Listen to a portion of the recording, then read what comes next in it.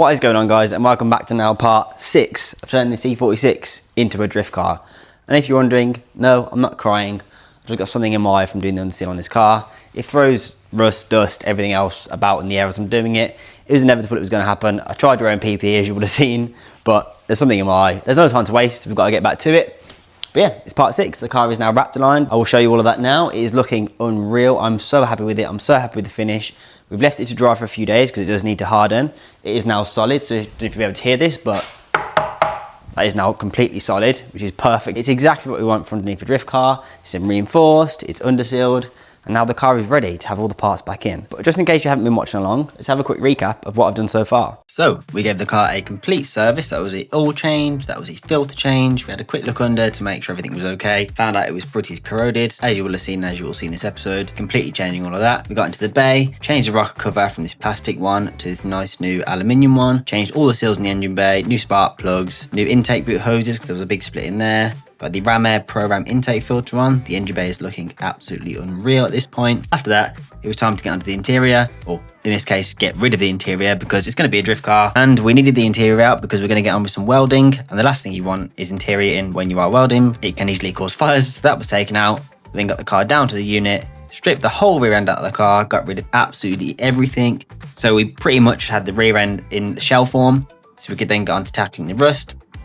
There was quite a bit on there, if I'm honest. Not as bad as other E46s I've seen, but there was more than I was expecting. So it was time to PPE up, get on with tackling that rust, get the reddish V3 reinforcement kit on the car. These were the areas I started with, just check the metal. There was one crack on the subframe, which we did fix before applying the reinforcement kit. We got all of that welded in thanks to Matt. Got rid of all the rust treated under it completely, got it in primer, let all that dry over, seam sealed every single gap and potential crevice for moisture and rust to come back in future. Because believe me, I do not want to be doing this again. And once that was done, it was time to get on with Raptoring underneath the car. So we went up with the Raptor bed liner. This is really tough, as you would see on the intro. It applies really thick and dries solid. So this should be a perfect base before we get the new parts in the car. And while we were getting all that sorted, the crusty rear end parts are not going back in this car. So if you'd have seen the last episode, we got all the bushes out, we got them cleaned up, sandblasted, in some nice powder coat, and got the parts looking brand new. Once they're powder coated and looking fresh, it was time to get all the new bushes in and rebuild the rear end up, ready to go back in the car. And that brings us all the way back to today, where as you can see, the car is looking unreal. Right now, the car is cleaner underneath than it is on the outside because all the dust in the air. The car is in desperate need of clean, and that paint will definitely need saving, so we'll get to that once the car's back on the ground. But if we look here at just how nice this wrapped on is, like I said, I'm really impressed with the finish. Everything is completely solid. You'll see the reinforcements here. You might be quite hard to see because obviously it's all black, so it won't want to focus. Got, like I say, all fresh bungs all the way around the car. It's completely fresh. Much to my expense. I spent about £100 on plastic bungs from BMW, so thanks for that.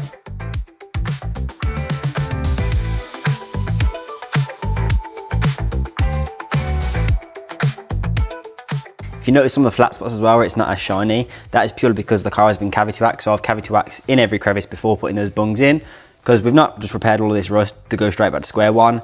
So like I say, in all these bungs, cavity waxed all of it, then put the bungs in. Now it's all locked in, it shouldn't rust, hopefully, at least for a good while. And yeah, this rear end is pretty much ready for all the parts to go back on. But before all the fun stuff goes back on the car, there's the most important thing about a car that we need to fix on this, and that is the brakes, because we haven't gone to all this extent to put some crusty, old, corroded brake lines back on the car. We're replacing the whole brake line system, we're going to be redoing all of them, we're going to get those done, refresh the actual brake calipers. We have a big shout out to M-Tech for the brakes, which we'll get to in just a moment. But for now, before we can get on to putting the suspension back in the car, we need to remake all the brake lines, reconnect them all up, connect the fuel system up because the fuel tank has to go back in the car first.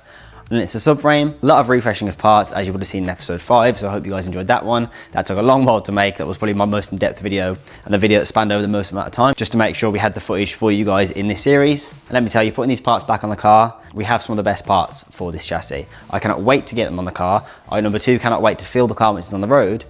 But we're on a tight deadline. We've got until the end of this week to get this car back together. As I always say, there's no time to waste. Let's get making these brake lines, get them back in the car, and let's get to putting this car back together. So first things first, it's time to get making these brake lines. Yes, I know it looks pretty sus, but the brake line I've ordered comes on a roll. We obviously need to straighten that out so we can bend it to the correct shape for the actual brake lines then. So ignore that, but as you can see here, we're just straightening that out and then measuring here with this string. So I get a rough length. It doesn't have to be perfect, just a rough length of the pipe. So I can then measure a full length out. Always allow a little bit more just for the bends because you do lose some length in the bends.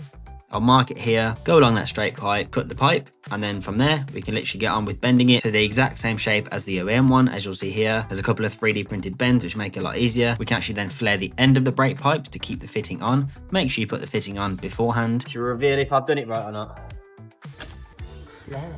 Wow! These flare quite nicely, and as you'll see, I got all 3 sections of brake lines made, and it was time to fit them up to the car. They do require a little bit of manipulation when they're on the car, just to get them in the perfect spot.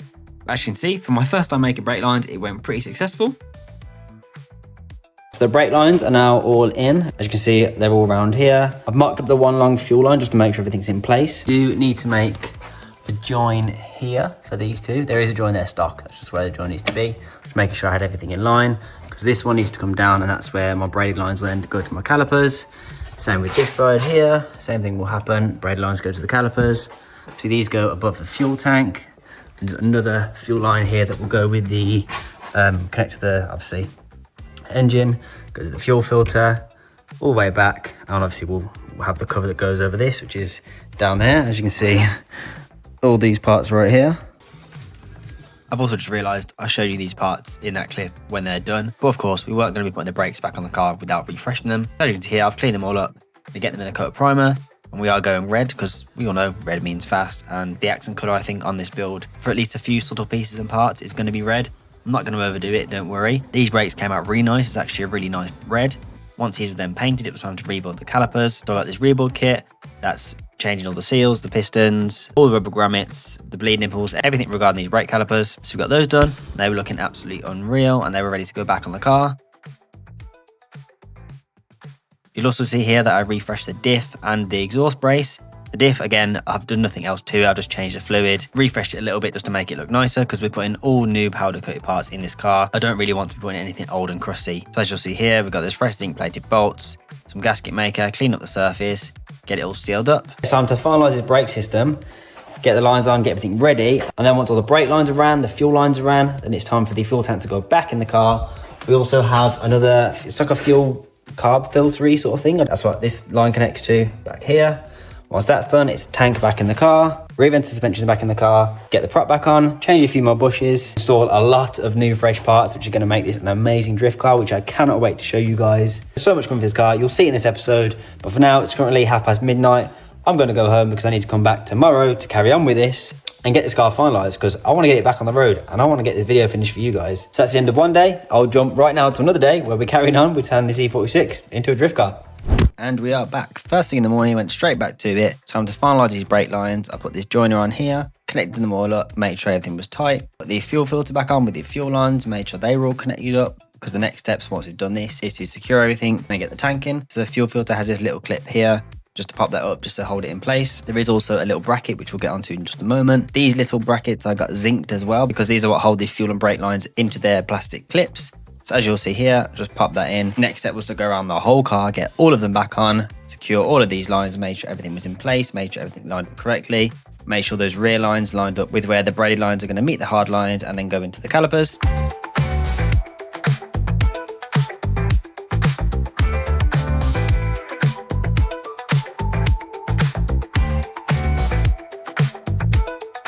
Once that's all secure, it was time to get the little shield on.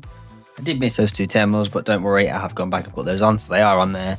Once these lines were all finalised underneath the car, it was then time to get the actual filler neck in with all the filler lines. This little expansion tank here, get that all connected up and in with the clips. A few of these clips work already, so I did have to search around a little bit to make sure I had some good ones. Managed to find them, got the fuel filler in. There is a little crack on my lens, so just ignore this little beam of light coming across the camera. But nonetheless, we got the fuel filler in, made sure everything lined up. Then it was time for the next big step, which is getting this fuel tank back in the car. Now this actually wasn't too bad, because I had emptied and cleaned out the fuel tank. It was pretty light because it's just a big plastic box, let's be honest. But I used a transmission jack here, I had to feed all those lines through, which joined the filler neck with the little breathers. I'd obviously balanced it as I was doing so. It's literally a matter of getting the one big bolt in the middle, getting the straps on and doing those up, which adds helped out with here. And then pretty much connect the lines through and the fuel tank's back in the car. Pretty simple. Also, those two lines at the bottom, they need to be connected as well to make sure all the fuel lines are in, make sure everything's run properly, we don't want any leaks. Need to then connect those breather lines up. Then we're actually at a point where we can fit the braided brake lines. It's time to start putting some new parts back on this car. So that's where we've got these brand new braided brake lines, lined those all up, made sure everything was tight, got all the hose clamps tight, made sure all the clips were in, because the last thing we want is to put this whole car back together and we end up having a leak in the brake line or a leak in the fuel system, because that would not be a good day. And then, like I said, once the fuel tank's in and all the fluid systems are tightened up, it's time to get the subframe in the car. The first thing to actually attach the subframe to the car is these studs. So we got those in, of course, fresh zinc plated. I would say if you are doing this, be careful, because where we have welded in the reinforcements inside the car, there was some weld splatter on the threads of the studs. So you want to get a little pick in there, get all of that off before you put those in, because the last thing you want is that to be seized, because that literally attaches your subframe to the car. So you don't want issues with that. And now it's time to get some fresh parts back on this car.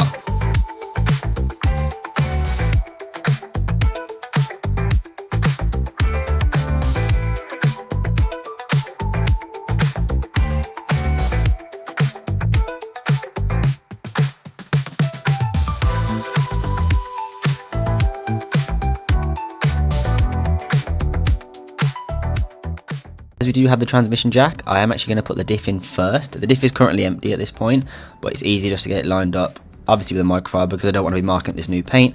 Just get the diff in the subframe, get that all lined up, get that bolted in into the brand new bushes, and then we have the full subframe pretty much built up, ready to go in the car.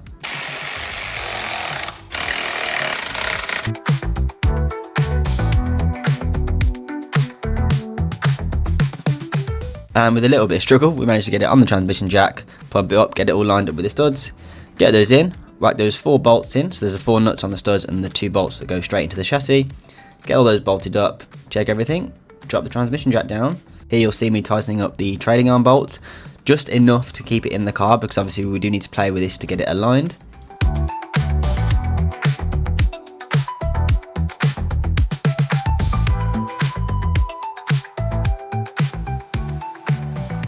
Once that's all bolted up to the car, it's easy now to get the drive shaft in before we have the anti-roll bar in and anything in the way. With, of course, you guessed it, some freshly zinc plated bolts and braces. As you can see, the rear end is now back in the car. Now the car is ready. As you can see, we've got the handbrake cables run, the brake lines around there. They're ready for the brakes to go back on, the disc pads, everything like that. And we can then get the car rolling and hopefully on the ground. Now, as with everything, we're not going to be putting anything crusty and old back on this car. And a massive thanks to MTech, who have reached out and said we can't be putting these stock brakes back on the car. So obviously, as you can see here, we've got the pads, and then we have some very nice, if I can open this box one-handed, some C-hook discs to go back on the car. Now I cannot wait to get these installed and on the car, because they're not only going to look better, but they're obviously going to perform a lot better as well. Paired with, as you will have seen here, the new rebuilt calipers, braided lines. So without further ado, let's get them on the car.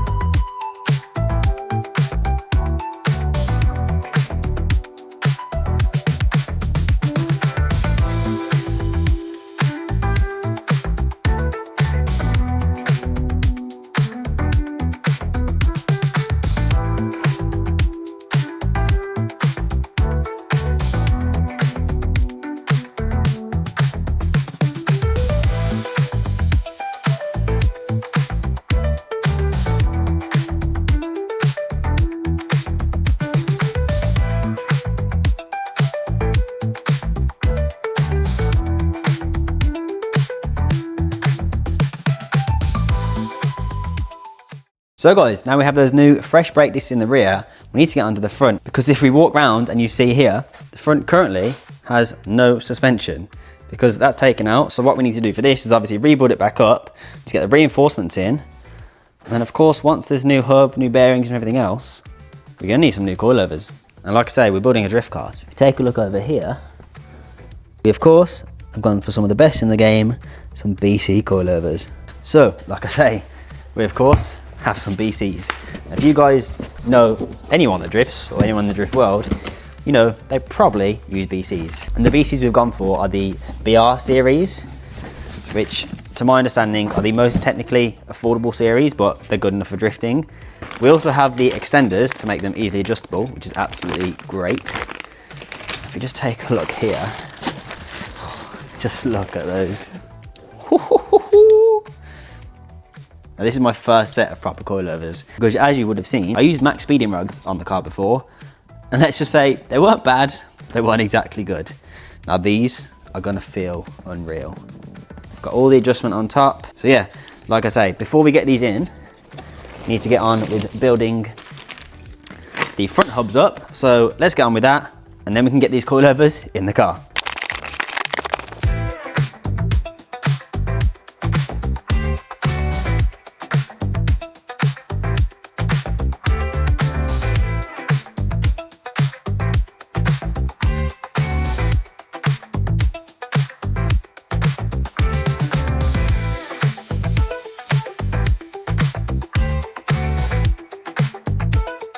Oh, look how happy he is. The first time in my life I've had proper coilovers. Now once that new suspension was on, we're nearing the end of getting this car rolling. So as you'll see here, I'm just bolting up the rear anti-roll bar. Need to get all these bushings in. These can be a bit of a pain because now this is at the point where everything is tightening up and everything is obviously together on the car. And once we've got all that done, it was actually time to get the carriers on the car with the new pads. Another massive thank you for MTech for sponsoring this build, and I cannot wait to see how these are going to feel on the car. But yeah, pretty much. There's the final steps now, making sure everything is done. We've got the front anti-roll bar installed, the rear BC springs, as I've just tightened up the calipers here, getting them all on correctly, and then it was pretty much time to drop the car down.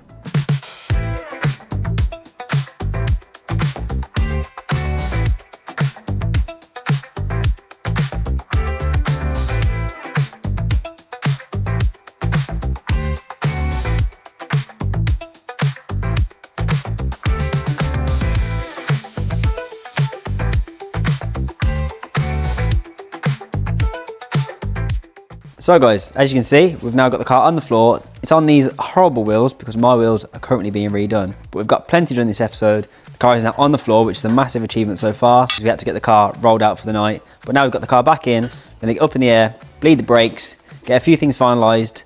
But the next steps for this car is to get it back on some nice wheels.